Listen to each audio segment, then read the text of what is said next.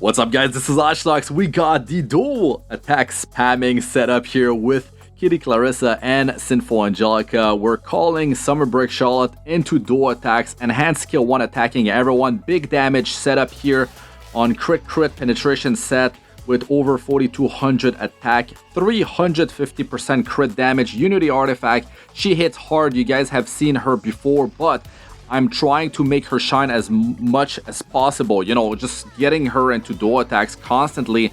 And this team, this trio, right, works really well against, teams that are more tanky, battles that might last longer, because it really ramps up when you start to just call her non-stop into dual attacks and she has a tag buff, or even if she doesn't have a tag buff, right?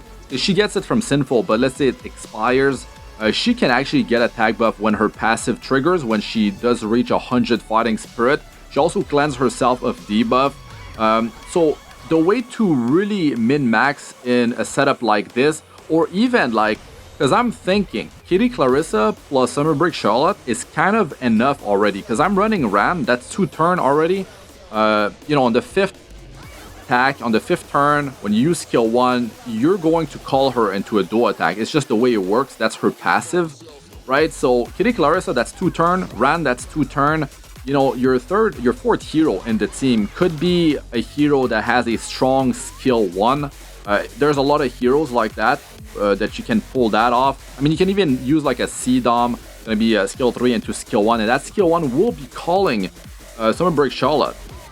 So it's that like 4th position can be a hero that just calls her into dual attack whenever she gets her passive to trigger.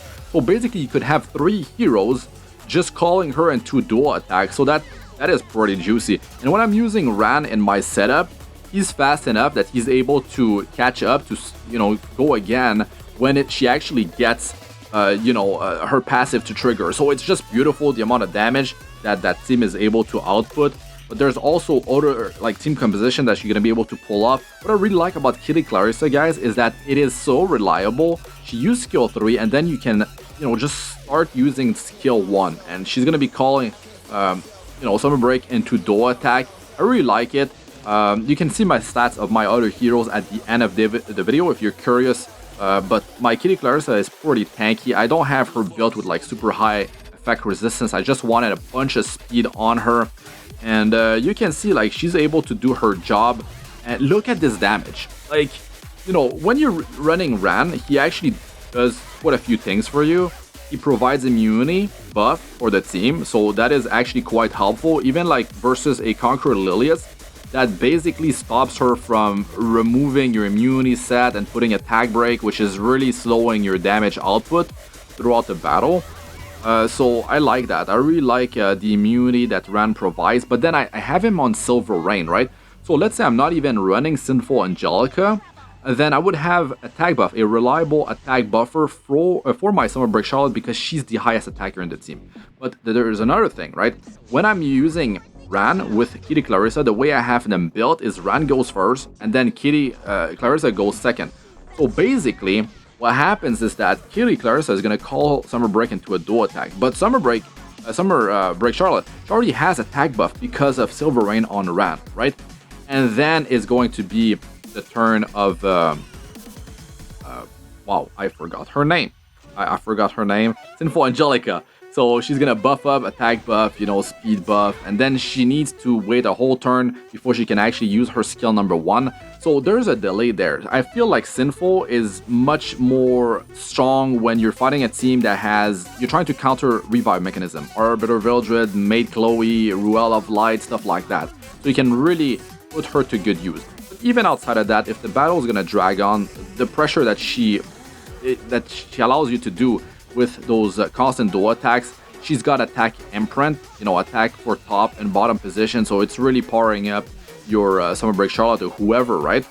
So that's nice, and you can have a damaging artifact on her. So I'm using an artifact from an event. It's 5% attack increase plus up to 10% effectiveness, which stacks with Warhorn. Warhorn is actually on my Kitty Clarissa, so I can actually have as much damage increase as possible. Another thing is that Kitty Clarissa, her imprint is actually dual attack chance increase. So let's say your 4th position, you might get lucky when they use their skill 1 and the passive of Klarissa didn't actually, no, Charlotte, I mean, her passive didn't trigger yet, right?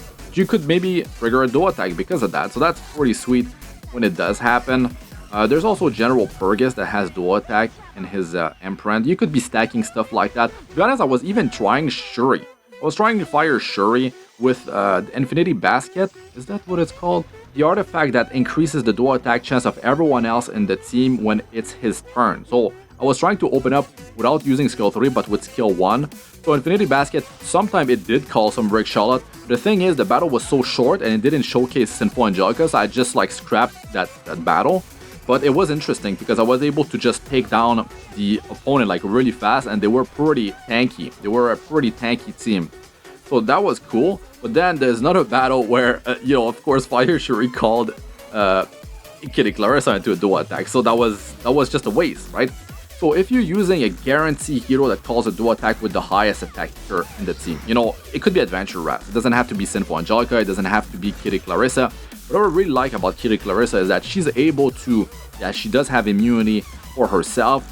Then she get the loveliness buff that cannot be removed on herself, and then she can just keep on calling dual attack with the skill number 1. The skill number 2 attacks everyone. You can push back combativeness of the enemy. You can remove buff from them.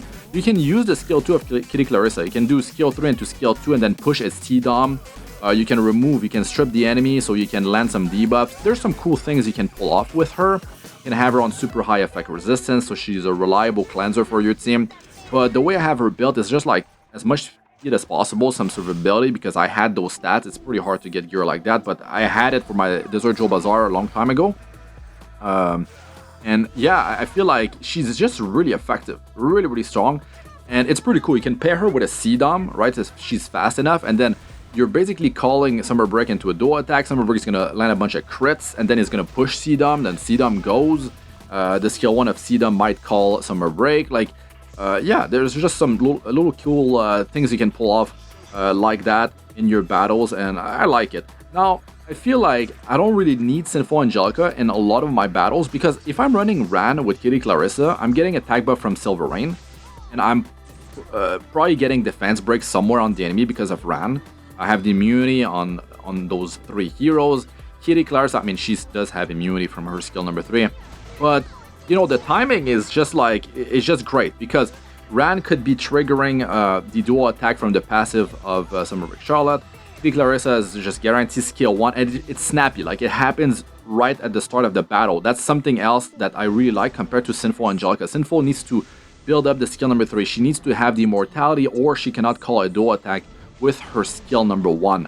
So there's a drawback. So Sinful is going to be better versus longer battles. You want to counter revive. And Kitty Clarissa, it's just like, you want big burst damage ASAP. It worked great. Ran defense break, and then boom, she's in there. And then she calls dual attack, Summer Break Charlotte. And then if you get someone else to call Summer Break, trigger her passive, or call her into a dual attack like really early on, then Summer Break, she's ready to go even on a slow build. She's ready to go. Her CR's at 100% because you get 20% CR when her S1 triggers every time, and then she S3 or Soulburn S1. Anyways, let us know what you guys think about all that in the comment section. That's it for this one. I'm Astranox. Good luck with all ya do. Peace out for now.